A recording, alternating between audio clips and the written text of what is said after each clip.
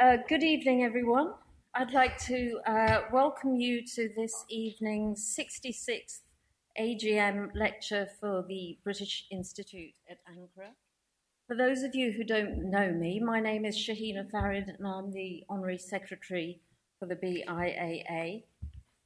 Before we begin this evening's main business, I'd like to draw your attention to our current fundraising appeal for the heritage management of Pisidia. Pisidia is a region in southwestern Turkey of the classical period where BIAA archaeologists have been working for over 30 years on the archaeological remains of the Hellenistic, Roman and Byzantine periods. And our aim is to establish a heritage management plan to sustain and protect the archaeological remains and the rich history of the area for the future. I urge you all to please pick up a leaflet on the way out, and this will tell you all about how you can help us colour the bridge of the arch at Ariassos into gold. So it is my great honour to introduce our guest lecturer for this evening, Dr. Bettany Hughes. I don't think Bettany needs much of an introduction, but just to give you an update of what's been keeping her very busy of late, she has recently been awarded the Norton Medlicott Medal for History and the Distinguished Friend of Oxford Award for her contribution to the academic life of the university. Her latest television series, looking at the ideas of Socrates, Confucius and Buddha, aired last week on BBC World, was watched by 250 million people worldwide. That's quite a feat.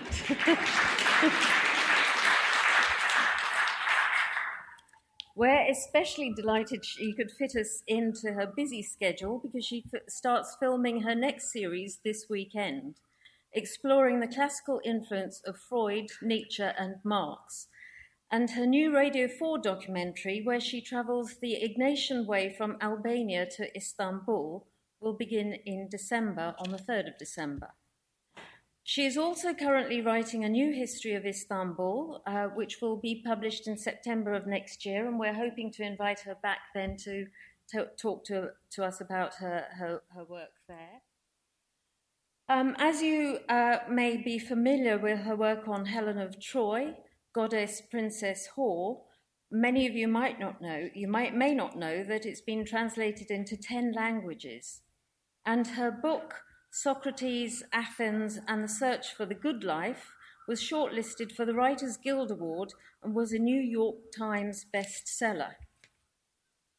In addition to her academic and research work, she has written and presented over 40 radio and TV documentaries for both national and international television.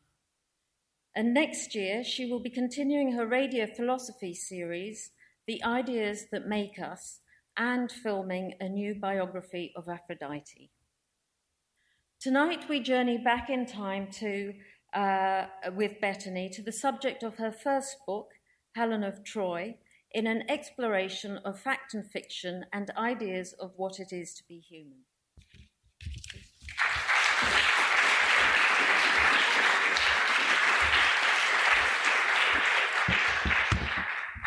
Thank you so much, Shahina, for that. And what a total delight it is to be here tonight. The BIAA does the most brilliant work, and we've just been having a very brief conversation about that. And I think we all understand now, particularly with the horror and tragedy of Palmyra, just how important cultural heritage is. And there are these quiet little organisations who've been beavering away for years to preserve that heritage and carry on, often unthanked and underfunded. But as you've seen, there's just some fabulous work happening. And do pick up that leaflet about the appeal afterwards.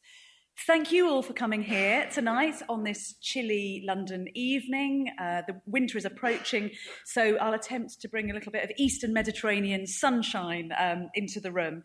I've been, this afternoon, I've spent the whole afternoon talking about policy and funding, and I'm feeling slightly sort of stir crazy. So I think I'll make this a rather juicy lecture, if that's all right for everybody. Helen of Troy, in a way, the world's desire. It's very difficult not to be fruity, but just to warn you if you're feeling delicate.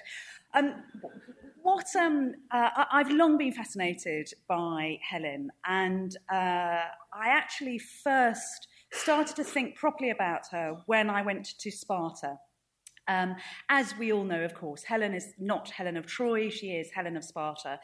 And I went up to the hill where she was worshipped for a full 700 years by dynastic priests, by the women and girls of Sparta. And I just stood on this beautiful spot looking out over the Euryton river plain with the Mount Taygetus behind, and suddenly had this realization that anybody could have been worshipped in this incredibly beautiful, charged place. It could have been Heracles, Spartan's great hero. It could have been Zeus. It could have been Hera. But no, it was Helen and her husband Menelaus as the kind of subsidiary to that. And it was actually that moment of being in two times at once that made me think, this woman is not just a pretty face. She is just not the blonde bauble that we are presented with often in film. So I have to try to get to the bottom of her story. So really what I then spent 15 years trying to do was to ask not what Helen was or who she was, but what she meant, what Helen means to all of us and through time. And this evening, that's what I'm going to talk about. So whether she is a nature fertility goddess, whether she is the possibility of a real Bronze Age princess, or indeed whether she was most important as the symbol of a whore, which is how she's been described down time. So that's what I'm going to do, all in 45 minutes. Just before I started, though, I just wanted to share a very brief anecdote with you. So I'd written this book, spent a long time researching it, and then the telly people kind of got wind of it and said, oh, should we make a telly programme about Helen? And there was a sort of terrible idea at one point where the producer wanted to rebuild the Trojan horse and take it to the walls of Troy. I said, would you mind if we didn't do that? But then he said, this is a fantastic story. Great. The Iliad, loads of sex and violence there. Very good telly material. But it's all a bit static, isn't it? All those knee-high Bronze Age remains. What can we do to animate this? Why can't we recreate the battle chariots from the eastern Hittite region and the Mycenaean Greek region and get them together on the plains of Troy? And as he said this, I kind of felt my, smile freeze on my lips and just watched all my academic credentials slowly dripping away, particularly as I knew that he had previously been a producer on Blue Peter, which is why I suspect he was so excited about this idea of making chariots. Anyway, so I sort of was a bit tight-lipped.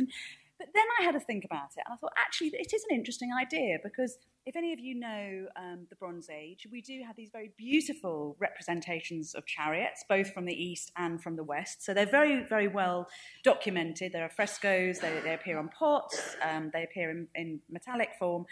And so I sort of thought, okay, well, let's have a go with this. And I said, all right, well, we'll do this on the strict understanding that this is a rigid, living archaeology experiment. So we only use the materials that would have been used in the Bronze Age and the way they would have been used, and that we give the products to academia afterwards. So he agreed.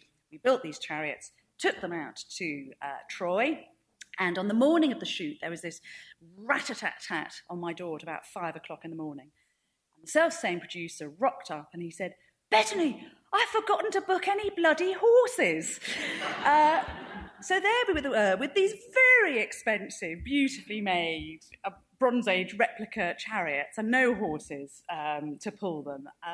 But luckily, the assistant producer was a classicist, and they're nothing if not pragmatic and practical classicists. And she'd noticed that there were groups of Romany, itinerant gypsy Romany workers who go and farm the flat plains outside the fields of Troy. How many of you know Troy? Have you obviously... A lot of you been. So you know what I'm talking about. You have the citadel, and then beneath that you have the plains. The sea used to come much further in. So anyway, so she said, I've seen these gypsies. Where there are gypsies, there are horses. I'm going to go and ask if I can borrow the gypsies' horses. So she sort of beetled up with her cut crystal Oxbridge accent, went down to the gypsy camp, came out and said, it's great news, I've managed to find the horses. They wouldn't lend them to us, but they are going to hire us their horses. And obviously these brilliant gypsy farm agricultural workers had recognised we were desperate. And I think we were charged something like €2,500 per horse for these clapped out old nags that normally kind of walked up and down with either cotton or tomatoes behind them. But anyway, we had no choice. They became our war horses of Troy. We hitched them up to the chariot. And actually it was a very interesting experiment, in fact, because we did realise that the Hittite-style chariots were lumbering, heavy, a bit like kind of tanks, very, very solid, whereas the Western Greek Mycenaean-style chariots were incredibly light. I could lift them up single-handedly, more like little sort of sports cars kind of nipping around on the plain. And that made us think, well, that's interesting. You know, could these chariots have been put on boats at some point and sailed across to Anatolia? So it was a useful experiment. And at the end, really just to be polite rather than anything else, we thought we'd sit round and interview these men who'd given us their horses. It was all very atmospheric. We had a fire and we were sort of sitting in a ring. And so I started my best kind of tele-presenting voice to say, so, you know, I know that you have been coming here, your forefathers have always come and farmed these plains, as they were workers that came from the Iranian-Iraqi border. Do you, when you come to Troy, do you talk of Homer and Iliad and the tales of Troy? And there was a complete blank. Absolutely, they had no idea what I was talking about. They had never heard of the Trojan stories. They hadn't heard of Iliad. They hadn't heard of Homer. So I sort of slightly anxiously, because the camera's rolling all this time, carried on, and I thought the film Troy, the terrible film Troy, had just come out. And so Brad Pitt, in his leather miniskirt, was on all the bus stops in Turkey. And I thought, well, okay, well, maybe they've seen that. So I said, and what about these great warriors of any past age? Do you speak of these warriors of the past? And again, a total blank. And then, really in desperation, I said, so, and what about Helen? What about Helen of Troy? And I'm not exaggerating this. Immediately, their thumbs went up like this, and one man made this shape with that gesture at the end. And at that point, we needed no translation. And it was a rather extraordinary moment, because there I was talking to a group of illiterates, nomadic Romanes who hadn't heard of Homer or Troy or the Iliad or Achilles, but they had a fixed and firm idea about Helen. Helen really meant something to them. And it was certainly what I found in my kind of interrogation of Helen and search for her. What is fascinating is that civilizations might rise and fall. You might have different Christianities controlling accounts and records. But there isn't a single decade in human history from when we first hear of Helen 27 centuries ago in Book 2 of the Iliad, there isn't a single decade when she goes off the radar. So for all that time, men and women, largely men, I think, but some women, have thought about her, talked about her, wanted to understand her, painted her, written poems in her honour, plays about her. So what I thought I'd do just before I started is give you a kind of whistle-stop tour of the ways that Helen has been made manifest through time. And I think, as I said, it helps for us to think that we're not trying to find who Helen was, but what she means, because she seems to me to sort of hold up, she encourages speculation in the true sense of the word, in that she holds up a speculum, a mirror, to society as she travels through. And what does she represent? So this is an image showing the conception of Helen. This is actually a Roman copy of a Greek original, but for any archaeologists or historians in the room, you will know that this is an image of Leda, the queen of Sparta, Helen's beautiful mother, being raped by Zeus in the form of a swan. And the story went that beautiful Leda, was bathing herself down on the banks of the river Eurotas. Sparta is Sparta Caligonica, Homer tells us, the land of beautiful women. And Zeus espied her and was so enraptured by her, he had to have her. So he turned himself into a swan and came down and ravished her. I don't know if you agree, but I think this is an extraordinary image. It's both beautiful and violent and troubling and intriguing, all of these things. An incredibly popular image in antiquity. So you find this image on gravestones, on lamps, on pot decorations. And I wonder what's going on here, because call me old-fashioned, but when I die, so this is a headstone, a gravestone, I'm not sure I want to be remembered with the image of a swan raping a woman. But I think why this image is being used and why it's so central to Helen's story is that it talks about that violent conflation. In fact, what that producer had said so annoyingly on that first day of sex and violence, of eros, passion, love, sexual desire, and eris, strife. And time again, we find this in Helen's story. So we know from the myth makers that as soon as Helen is conceived, she's born out of some kind of trouble. And the theme continues. This is a 6th century pot. It's an image of Eris, the goddess of strife. Very rare, this, because pot painters were very anxious about depicting Eris, the goddess of strife, because they thought if they did that, they might kind of bring trouble to their doors. So it's a beautiful, rare image.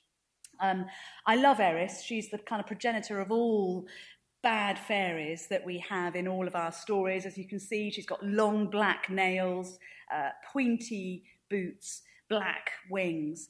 And we do think, in fact, that she is the kind of birth of the Sleeping Beauty story because, again, the Greeks would tell one another that there was an incredible society wedding. Peleus was marrying the nymph Thetis, and anyone who was anyone was invited to this wedding, the gods and the goddesses, the aristocrats, the warriors of the day. But Eris, the goddess of strife, had been left off the guest list. Very bad news. Wedding guest lists are a nightmare at the best of times. The one person you do not leave off is the goddess of strife. But of course, hearing about this wedding, she comes in, bursts through the doors, and throws down a golden apple onto which are written the words, "For the fairest." And it's a very clever little act of destabilisation, this, because in that room you have all the nymphs, all the goddesses, all the great queens and their courtiers. Who is going to say who is the fairest in that room? Zeus is there as well. And Zeus, despite being a bit weak about the trousers, as a cab driver described him to me, I think that's the most brilliant phrase. He talked about both Bill Clinton and Zeus being a bit weak about the trousers. Rather fantastic. Weak about the trousers, and also I always sort of feel, if you listen to his stories, actually not much backbone, Zeus. So he sees this golden apple and he says, I can't possibly choose who is the fairest. Gosh, you know, this is way beyond my pay grade. I can't do this, but I'm going to send a messenger to go and find somebody who can indeed continue and end this task. So he sends a messenger to find a young prince called Paris. And Paris is sitting minding his own business at this point on a hillside in Mount Ida in modern-day Turkey. And the messenger turns up and says, brilliant news, you have been chosen to select who is the fairest of all the goddesses. And there's a rather fantastic image of this in Paris, the place, in the Louvre, where Paris, the prince, realises what an impossible task this is. And on the pot, all you see is his left leg kind of dashing out of the scene because he knows that this is going to cause trouble. But in most versions of the stories, he accepts the challenge, and the 3 premier goddesses turn up to try to persuade him to make them, to say that they are the fairest. So Athena, we all know, Athena promises prowess in war. The goddess Hera promises dominion over all the known earth. And Aphrodite, the goddess of love, recognising that Paris at this point is a 15-year-old boy, turns up, we're told, fluttering her eyelashes and loosening her girdle. And she says, I'm afraid, Paris, all I can offer you is the most beautiful woman in the world. And Paris goes, that sounds lovely, and therefore chooses Aphrodite as the most fair of the goddess. So again, in the stories, there's a sense that even if Helen's not involved, even if she has nothing to do with it, she's unaware of what's going on, there are people around her kind of causing little bits of trouble, and that she too is creating difficulty. So when we see Helen represented on pots, 9 times out of 10, this is her expression. It's a slightly coy, slightly knowing, in a sort of, there's nothing I can do about this, but actually I am quite aware of what's going on around me. I put this particular shirt in. Paris is on, there's another fragment with Paris on the other side. Just to tell you one other thing that happens with Helen when we find her represented. I don't know if you can see, it's slightly bright this, but it's anyway painted black on white, which is very expensive. So this is the most expensive pots were painted in this way, not red on black or black on red. And her head dress and the drape of beautiful cloth that she has over her shoulder is coloured in purple. And purple was, of course, an incredibly expensive pigment colour to use in the ancient world. And interestingly, it was the colour both of queens and kings. We hear of Wanax purpura in the Linear B tablets, but it was also, from very early on, the colour of a whore. So there's this kind of double signal that's being given when we're shown Helen in purple. I've been down to Crete, where purple dye was produced, and it's really fascinating. It's an incredible sort of factory farming, intensive farming process that used to go on from the Bronze Age through the Iron Age into the Classical period. And purple, I'm sure you all know this, but it's produced from this little sea snail, Murex, and it's very horrible. And what happens is that the sea snails are kind of factory farmed together, and they actually start to cannibalize one another. So they start to drill in to one another's shells. And then when the sea snail inside is boiled up with human urine, you get the release of this purple dye.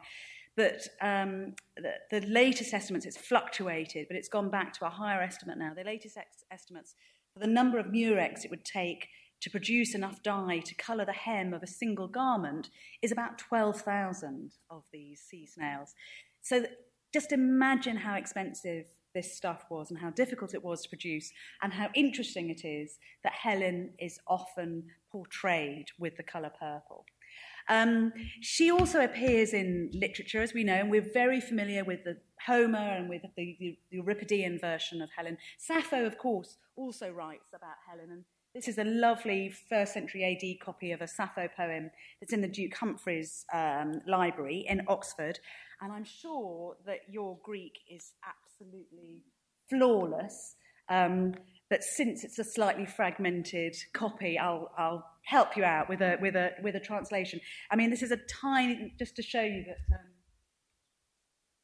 fragment there is just the size of the end of my little fingernail. So it's a lovely little piece, this. And this is what Sappho writes about Helen. Some say an army of horsemen, some an army on foot, and some say a fleet of ships is the loveliest sight on this dark earth. But I say it is whatever you desire. And it's perfectly possible to make this clear to all, for Helen, the woman who by far surpassed all others in beauty, left her husband, the best of men, behind, and sailed far away to Troy. She didn't spare a single thought for her child, nor for her dear parents, but the goddess of love led her astray to desire. Interesting for 2 reasons, this. One, isn't it interesting that Sappho makes it very, very clear this is not Helen's fault. This is Aphrodite's fault, that she really has no choice in this. This is the gods doing. She's just a pawn of the gods. And that turns up in other literature, but Sappho makes it very, very, very starkly clear. Also, it brings us to another theme that keeps on turning up in the Helen story, that really what she is someone who is constantly just out of reach and constantly desired. Desire is the vital word here. If you think about it, when she's a young girl, we're told that the great heroes of the known world came to fight for her hand and for control of the lands of Sparta.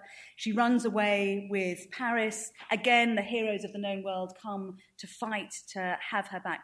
She's constantly being chased. Theseus, there's an early story as well, that Theseus, the great hero, came and ravaged her when she was 8, 9 or 10. So she's somebody that's always being chased. And I wonder that given that she's a creature who's either a version of a real prehistoric princess, but certainly born from the prehistoric mind, whether what we're looking at with Helen is a kind of encapsulation of that moment of civilization, where what civilization does, I think, this is what I think civilization is our collective desire always to want more, to raven for more, to try to push boundaries, to do more, to say more, to build more, to have more. And that was certainly what was happening in the Bronze Age. And I wonder if this is actually a more subtle reason that Helen becomes such a vital theme in those early years and then throughout antiquity. So for Sappho, she's led astray by the goddess of desire.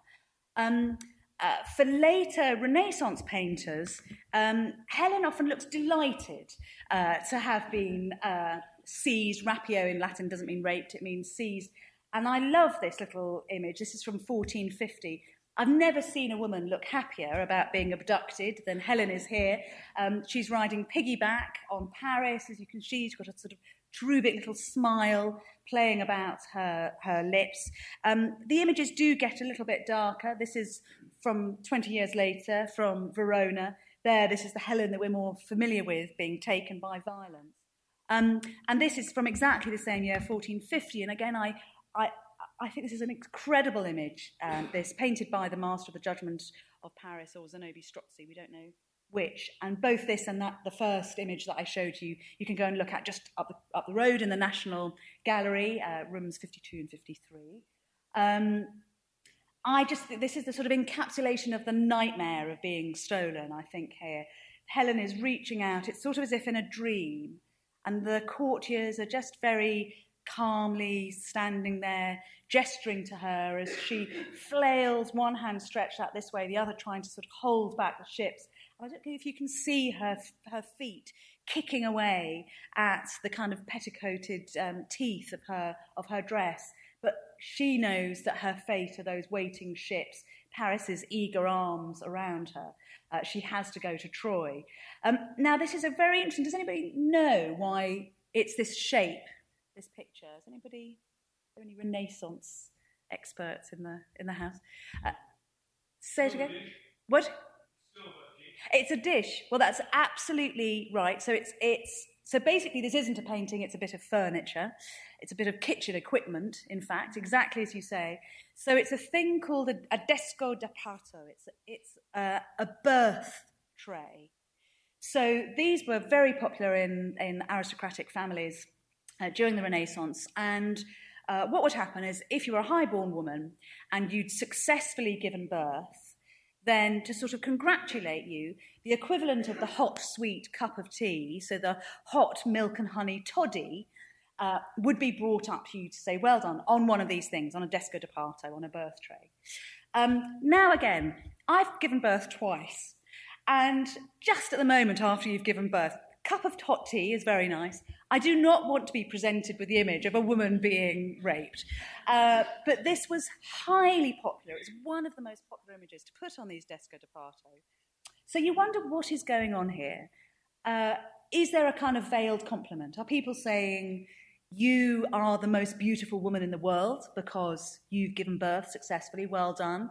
Is it something more subtle about a kind of rite of passage? Because obviously being abducted is a rite of passage, giving birth is a rite of passage. We don't know, but what is certain is that this image, that Helen in this guise, was absolutely present in Renaissance homes and kitchens.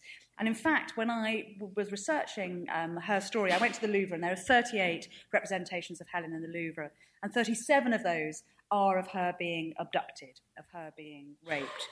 So this is what men have wanted to remember about Helen, that she's somebody who is stolen. Again, a slightly later version of this. This is by Johann George Platzer, and this is in the Wallace collection. So I've just put these images in that are in London that you can go to see them. 1769, I think. This is something you just have to hold this image in your mind for slightly later in the evening. This is, again, a very typical image of Helen. So where Helen is perfectly white, she is this kind of snow whiteness waiting to be ravaged. As you can see, you've got the rather hoary, dark hands of the sailors all around her. And what was always said is that, of course, Helen was perfectly white because her father was a swan, so naturally she would be very pale. But I think there's something actually much, much more interesting and much deeper in history that's going on here, which I'll come back to. So Helen often being raped. The other way that she's very typically represented is as a pursuit of the artist for beauty. She becomes an allegory for the pursuit of beauty. And this is, again, in the Louvre, this painting painted 1789 by François-André Vincent. And what this shows is very, very interesting, this. So this tells the story, and we don't know whether the story is true or not. It was certainly a very popular one in antiquity. But what we're told is that there was a painter, we think he was real, called Seductress. And Seductress was asked to paint an image of Helen for a temple. So how do you do that? Because this is a gift to the gods, it's very important you get it right, it's very important you don't offend them. And so what we're told happened is that Zeuxis went down to the gymnasia and he spotted all the really pretty boys, and he asked all the very pretty boys if they had sisters and if they would like to come back to his studio so he could audition them for the role of Helen. And so we have this gaggle of lovely women, and as you can see and imagine, romantic neoclassical painters, Victorian painters, absolutely loved this story and loved replicating it. So Zeuxis has these lovely girls in his studio and he can't find his Helen. So he thinks what he's got to do is he's got to generate a kind of composite beauty. So what he's going to do, he's going to take the hair from one, the shoulders from a second, the nose from a third, and somehow by this kind of mosaic method, he's going to manage to create perfection. But as you can see from the blank canvas that dominates this canvas, and this canvas itself is 18 foot tall, so it's a huge thing, Zeuxis is destined to be frustrated in his task. This can only be an abortive effort, because the story goes that how can man recreate the perfection of God-given nature, whether that is God, capital G, single God, or the gods of antiquity. So Zeuxis tells us that it is impossible to paint the perfect Helen, because how can we paint the most beautiful woman in the world? It is an impossibility. However, many people have tried. I love this, actually. This is Frederick Sandys, painted 1861, and this is the kind of truculent teenager, sulky Helen. What Frederick Sandys didn't realise is that he was actually being very astute when he paints Helen as a teenager. And again, I'll explain why when we just look at some images slightly later on. But so this is the truculent Helen. We also have the Christian Helen, was very, very popular. This was painted by Sir Edward John Poynter in 1869. And this is the Helen who is redeemed, who realises her sins as Troy burns behind. She understands that she has done wrong. And this became a very kind of mid to late 19th century, very popular notion of Helen. William Gladstone, he was very keen on redeeming fallen women, as some of you might know, was also very keen on Helen. He wrote a lot about Helen, about how bad she was and how great it was that she was redeemed from her sexual sins. So here is the Christian Helen. Here is the chocolate box Helen. And I ought to love this image, because at least Helen isn't being abducted or raped. There isn't some sort of some awful violent thing happening to her. This was painted by a woman in 1898, and I ought to think it's beautiful, but in fact I hate this image, because this is the absolute polar opposite. It's a denial of any ancient Helen that anybody from the ancient world would have understood. Because if you read about Helen in antiquity, first of all, she is very, very rarely described in physical detail. She's Xanthos, of course, because she's aristocratic, but apart from that, we have to wait until the 4th century AD, until Quintus of Smyrna tells us that she had these sort of navy blue eyes and golden hair. Up until that point, what the ancient authors tell us is not actually how she looked. They say, Homer says that she has terrible beauty, beauty like that of a goddess, meaning that what she does is she affects what men do. So there is something about her that impacts on the world around her. And this is why men tremble when they see her, because she has the beauty of a goddess, which means that she changes how they act and think. So she was not, in antiquity, she wasn't so important for how she looked, but for what she made men do. So this, as I said, if you actually shown this image to anybody from the ancient world, I suspect, you said, who is this? They'd have gone, I don't know, no idea. They would certainly not have recognised this as Helen. And there's a reason for this. If you look at the, oh yes, sorry, I've forgotten I'd put this in. So you're all grown-ups, aren't you? So this was, that was a sort of awful image of Helen. And I should hate this as well, but in a funny way, I think this is more like Helen was, or certainly was in the minds of the ancients. So this is a demonstration of porneia in the true Greek sense of the word, a demonstration of unchastity. And as you can see, this is a cover for a book, not pulp fiction actually, but an interesting book called slightly satirical book called The Private Life of Helen of Troy. And there is the most brilliant story about this image. So this was submitted by the artist to the publishers, and they saw it and proclaimed to be so horrified and shocked at, the kind of ghastly, lewd nature of the image that they sacked this artist on the spot. Then obviously slept on it, as it were, and thought, I think this might shift a few copies. So used it, and as you can see, 500,000 copies of this famous novel were sold in the original edition. So this was obviously, a marketing ploy that worked. The poor artist, I don't think even got paid for his job. But this, in a way, is a more apposite image of Helen, because the one thing that we do know that the ancients felt and thought about Helen was that she was indeed the incarnation of sexual allure and sexual desire. And so we have the young girls of Sparta. Of course, I don't have a painting of the young girls of Sparta from antiquity. This is from Degas. He's being very coy, giving them loincloths, because we think that they did, in fact, exercise naked. The young girls of Sparta, in particular, adored Helen. So Helen was their ancestor, and we find time and time again that they worship her, they honour her. Up on that high hill I was talking about at the beginning, they take her up, beautiful offerings of perfume bottles.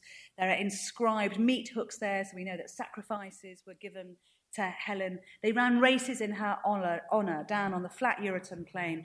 And the idea, that the sense that you get is they're almost trying to kind of drum her charisma, her allure, her power out of the earth by honouring her with their races. Again, this is an image of one of those lovely little girls from Sparta. We think this was made as a sort of tourist's toy, but this is showing the young girls of Sparta, different from the young girls of other ancient societies. They were nicknamed thigh flashers because they used to do so much exercise that their chitons would bounce up and reveal their thighs. And helpfully, this particular ancient artist has shown us that she is a thigh flasher by her revealing her thigh. And the ancient authors kind of loved this idea. They got themselves very steamy about the notion that there were lots of young girls in Sparta honouring Helen, running in her honour. They got terribly carried away. There was one of them who used to describe them meeting and oiling one another with olive oil and then eating nipple-shaped cakes, which I'm sure was in the head of the author rather than any kind of historical reality. But just to give you an idea, this is how the Roman period poet Propertius actually writes about Helen, but in fact what he's describing is how Helen was worshipped in Sparta. There in Sparta, a young woman properly exercises her body in physical sports, wrestling naked with the young men, throwing a ball too fast for them to catch, spinning a nifty hoop. Or at length, she stands panting, smeared with the mud of the wrestling floor, so mud wrestling apparently happened in honour of Helen, bruised in the rough Pancratian, or she binds the leather straps to her brave fists, or swings and tosses the weighty discus, or races her horse around the ring, the scabbard bouncing against her snow-white thigh. And the double entendre is entirely intended there. So ancient authors loved the idea that the girls of Sparta honoured Helen in this way. And we know from the archaeological evidence that indeed they did, perhaps not quite so sensationally, but she really meant something to them. And she was worshipped also both as a sort of nature goddess figure and as a heroine across Attica, and indeed, interestingly, in Troy. Now, these are images from the archaeological team who are excavating here. This is the lower town of Troy. So the exciting thing, you will know this very well, that the town, it's now 15 times bigger than we thought it was. Do you know? Is that right? I don't know. Sounds 15 times at the last count. Troy was 15 times bigger than we thought it was 10 years ago because of the excavation of the lower town. So it's a very exciting settlement, a lot going on there. And what is very interesting for me is that Helen was worshipped at Troy, and she was worshipped as Helen Adrastea, Helen the Destroyer. And we know this from just one brilliant little scrap of evidence, which is a letter from a Christian to the Roman emperors Marcus Aurelius and Commodus. And this Christian, it's a fantastic document this, because the Christian is saying, now listen, emperors, could you just leave us alone and stop persecuting us? They say, we're a tiny little cult. We're never going to catch on, us Christians. It's not like we're going to become a world religion or anything.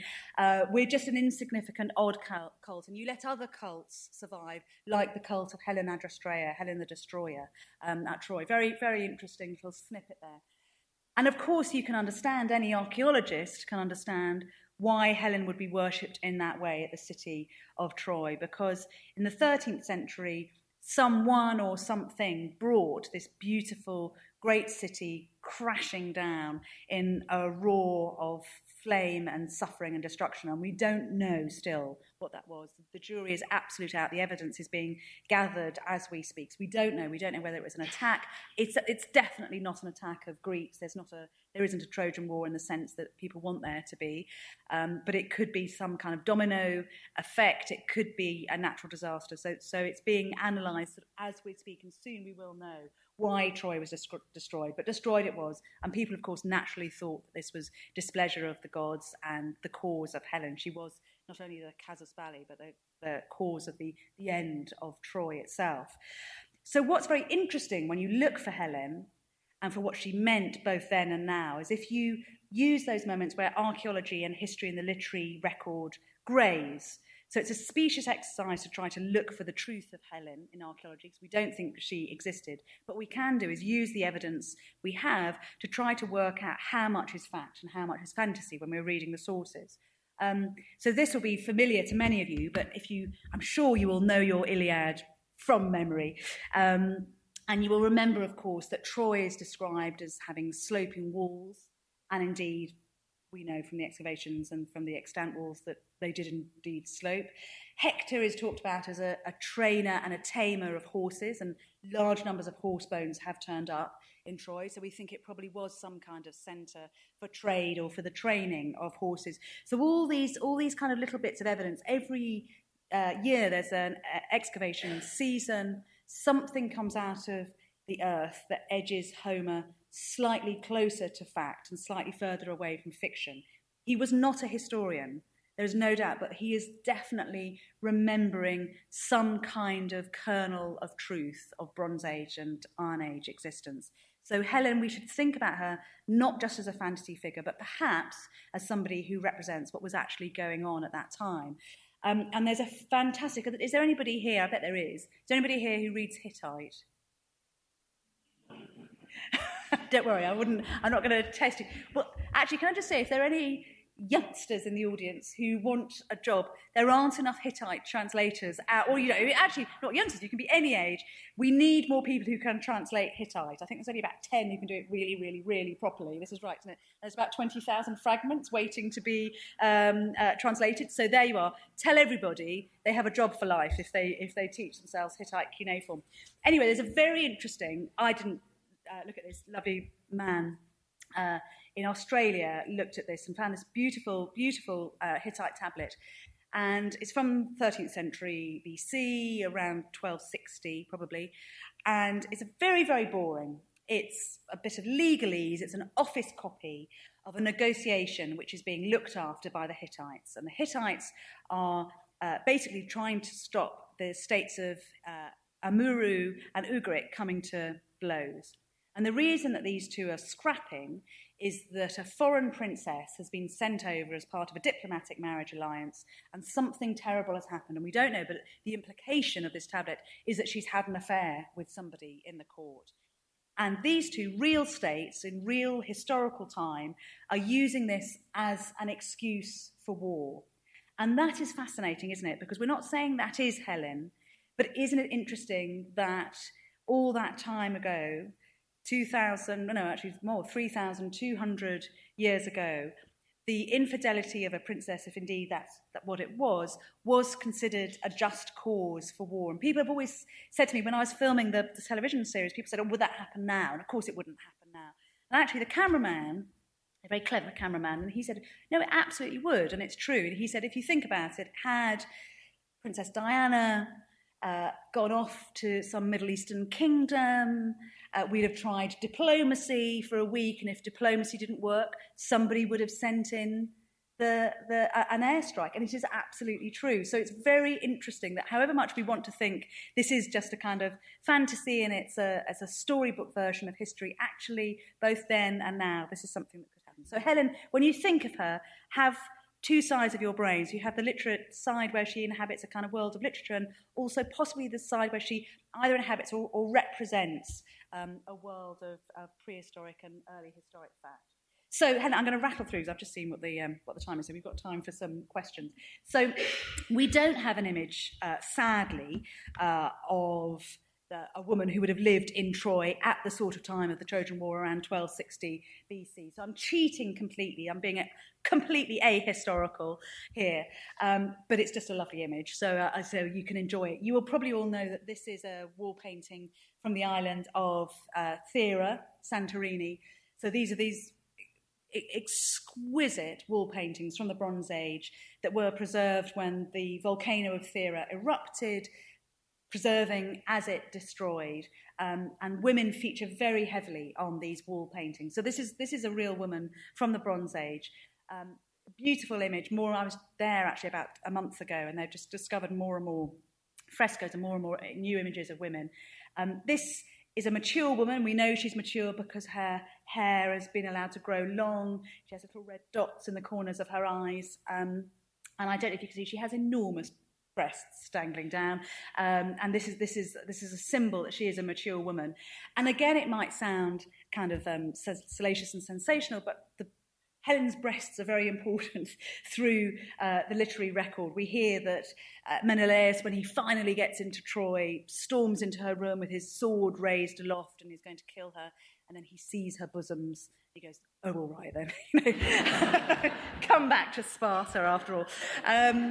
And again, what's very interesting is that people have talked about this a lot and talked about it as kind of the feminization of of the kind of story of history. But actually, if you look at the archaeological evidence, we think it's almost certain that women, high-ranking women, certainly for diplomatic or probably religious occasions, did have their breasts on show. So sort of breasts mattered in the Bronze Age.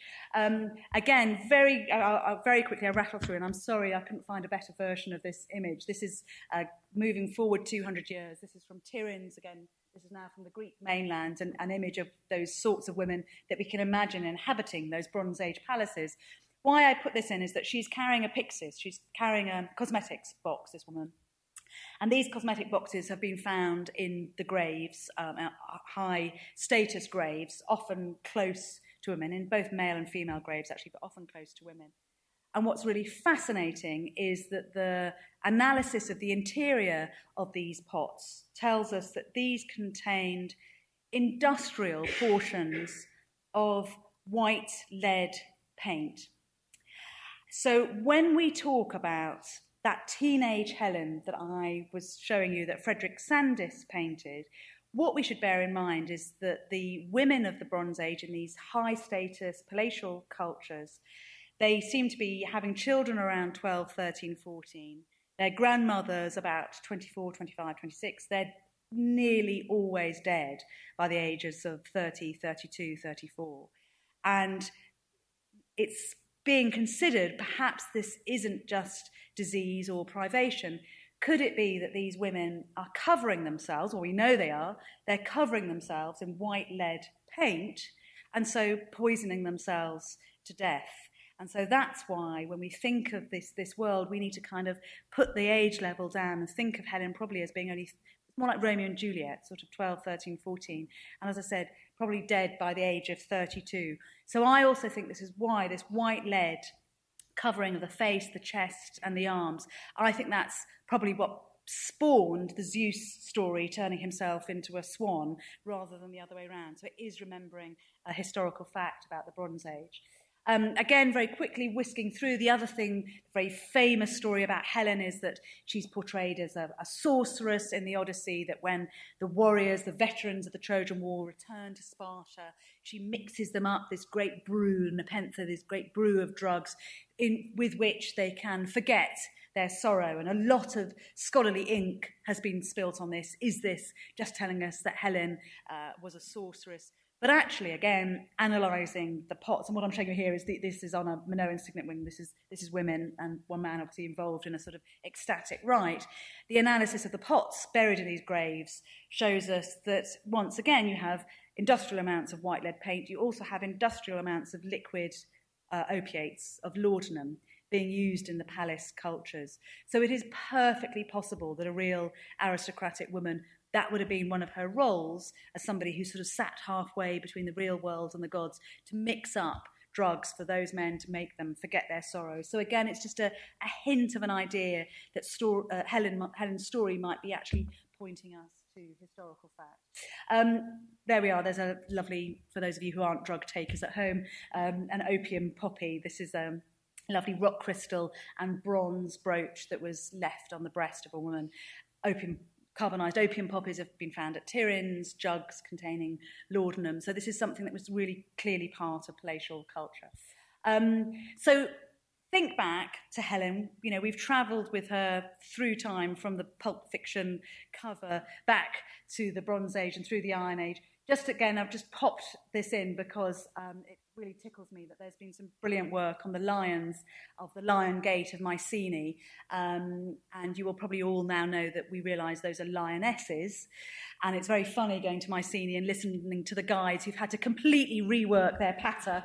So up until now they've always been saying, oh, this is the macho warrior entrance of a warrior culture with the lions, now gone lionesses up at the top. So it doesn't tell us much, but it tells us that kind of the female of the species was allowed to be there.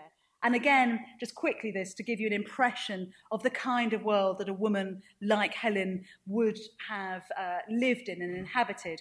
I remember when I was first shown this image, somebody said to me, this is the throne room at Pylos, again in the Greek mainland. Somebody said, this is a brilliant representation of a Bronze Age palace, gives you a fantastic impression of what that world would have been like. It is inaccurate in almost every detail, so you have to kind of look at it through close your eyes slightly. But if we are to think of Helen as representing, as I said, some kind of Bronze Age reality, we should imagine her a feisty, dignified queen, as she is in fact represented in Homer, walking through these palaces, being assured that her beauty, whatever that meant, was a gift of the gods. And this was a woman that we know from Linear B tablets would have been in control of land, would have had resources, would indeed probably have had the gift of the throne of Sparta. So those stories that we hear of Helen seem to be appearing in Bronze Age reality. So this, if you want, ladies and gentlemen, this is probably the face that launched 1,000 ships.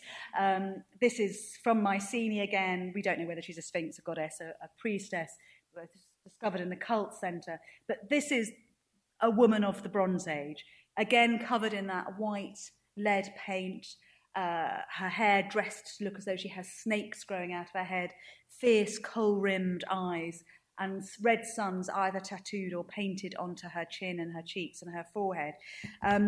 If any of you spend time in the Balkans, you'll know that there's a couple of villages which are Muslim now, interestingly, and when the brides, the night before their wedding, they are dressed up and made up in exactly this way still. So nobody's done sufficient work on tracing how that has lasted from the Bronze Age, but it is an extraordinary image when you walk into these little tiny, it only happens in 3 of them now, Balkan villages, and these Muslim girls are dressed up and painted in exactly the way that a Bronze Age woman, a sort of Bronze Age Helen would have been. So here is the power and the might of the female in the Bronze Age. So how do we end up with Helen as this, a fluffy, conceited, boobs out, floozy, making herself up as Troy burns behind her. Someone who is very Western, attended here very obviously by an Eastern dark slave. So she's been taken out of the East and brought into the West. This was painted by Earl Berge in 1914-15, and obviously a comment on the First World War and the destruction. But isn't it interesting that it's all Helen's fault? So this brings me to the last aspect of Helen, Helen as a whore, Helen as a femme fatale. And unfortunately, this, if you look at the catalogue of mentions of Helen through time, as I said, through 27 centuries worth of pictures, poems, paintings, plays, texts about Helen, she is described more often than not as a whore. Euripides has her as that bitch whore. She's even in Homer at one point, she's a nasty, scheming bitch. She's described by Schiller, by Shakespeare, by Chaucer as a harlot. This is how she has been recorded through time. And the idea is that she was tempted away. Why she's a whore? Obviously because she's sexually promiscuous, but also because she's been tempted away by the treasures of the East, by Paris's treasures. And so I'm just going to read you just a couple of the ways that Helen has been described as a whore in the medieval period. This is the slightly fruity bit, so I'm sorry if it's a bit much, but as I said, we're all grown-ups. So this was something that was written about Helen. There was a man called Joseph of Exeter, a monk, who was very obsessed with Helen. And he writes a great deal about Helen. He writes a book about this thick, about how evil Helen is, and he does the most kind of fantastic description where he talks about Helen, her face, evil, her throat, evil, her chest, evil. And then he does this curious dog leg, and he even talks about her innards, her stomach, evil. And as he sort of gets lower down, you can imagine the quill kind of quivering. So he was very, very keen for everybody to remember just how evil Helen was. And this is what he wrote, and this you have to remember, ladies and gentlemen, was to be read out to monks at the refectory table at breakfast time, just to remind them how evil Helen was. Lying on him with her whole body, she, Helen, opens her legs, presses him with her mouth, and robs him of his semen. Oh, what evil. And as his ardour abates the purple bed linen, again, Helen is always equated with purple, that was privy to their sin, it bears witness to his unseen due. What evil, O wicked woman, were you able to put a check on such passionate desire? Was your lust waiting for a purchaser? What marvellous power in the gentle sex! Woman holds back her precipitate lust to obtain wealth and does not deign to give joy unless her smile has been paid for. And this, as I said, was unfortunately a very tenacious trope in literature. Just another little example from 1647. Alexander Ross, who was an Anglican minister, there's a bit of a theme developing here. He publishes Mr. Gogos Poeticus, very popular kind of dictionary, sort of encyclopedia of myths in 1647. For she, Helen, had a deformed soul. She played the strumpet not only in her younger years with Theseus, the fact she was raped by Theseus doesn't seem, it's all Helen's fault, obviously, but also being married to Menelaus, she forsook him and became a whore to Paris, and then not content with him, she committed incest with Eurystheus, the son of Paris, and afterwards she betrayed the city of Troy to the Grecians and treacherously caused her husband Deiphobus to be murdered in his bed by Menelaus. Thus we see that outward beauty of the body without the inward graces of the mind is but a gold ring in a swine's snout. Fantastic bit of writing there from Alexander Ross. And I would love to think that this kind of notion of Helen has abated as we've moved into the 20th and 21st centuries. But I'm afraid, no, just as I was delivering this book, somebody said, oh, you've got to get on CNN. There's an incredible, they're talking about Helen of Troy on CNN.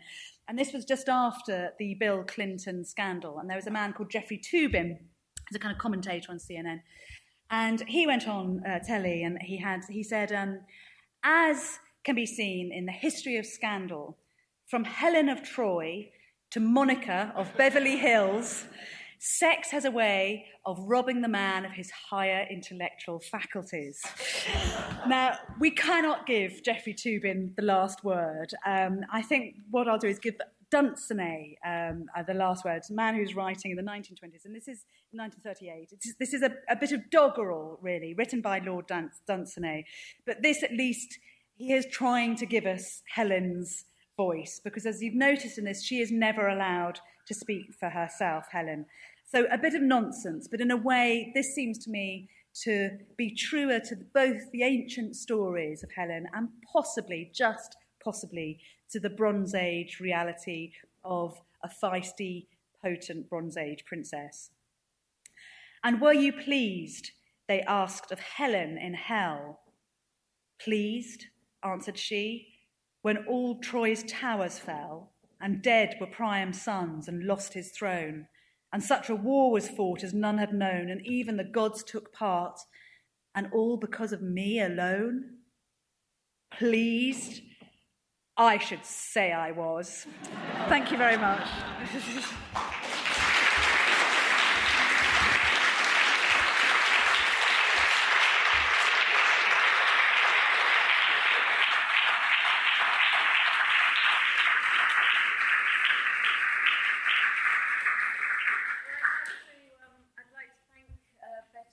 All of our behalf for that fantastic tour of Helen's life. She was supposed to have launched 1,000 ships, but you showed us 1,000 faces of Helen. Yeah. And I think it's fantastic that you as a woman are finally giving her a new tale. Yeah. So we've got a few minutes. Yes, a couple of minutes for questions. I should explain that I'm doing this for all the right reasons. I have to run off now because I'm going to Channel 4 to try to persuade them to make a big new series about the truth of the Amazons at an event with funders. I will take a photo to prove that I'm not just going off to have a drink with somebody. So I've literally got a couple of minutes. I've just been, as I was talking to you, my bing, bing, bing, there's a car waiting outside to run me away. So if we can have a couple of questions. Couple of questions. And indeed, if there's not time for it now, email me, and I'm very good at getting back to people. Does anybody want to ask anything? I've put you off now. Do you think I should go? Okay. Yes. Are you sure?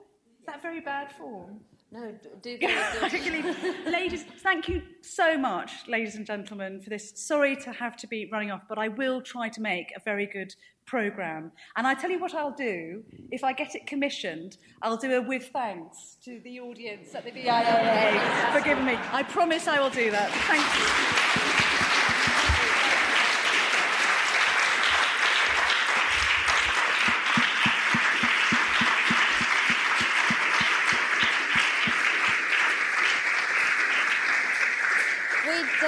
We'd like to invite you all into the foyer for a drink now.